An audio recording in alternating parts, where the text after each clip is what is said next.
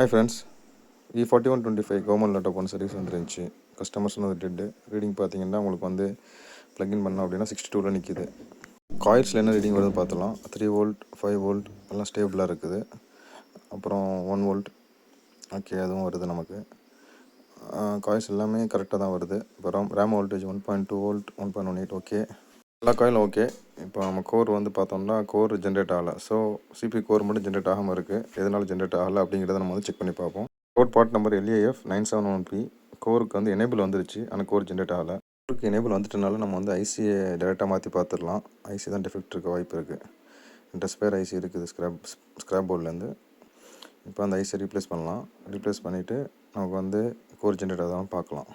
Replace பண்ணியாச்சு, ஃபுல்லாக clean பண்ணியாச்சு போர்டை. ப்ளக்இன் பண்ணோம் அப்படின்னா நமக்கு வந்து ரீடிங் ப்ராப்பராக எடுத்துச்சு, ஆன் பண்ணியாச்சு, போர்டு ஆன் ஆயிடுச்சு, டிஸ்பிளே அவுட்புட்டும் வந்துருச்சு பாருங்கள்.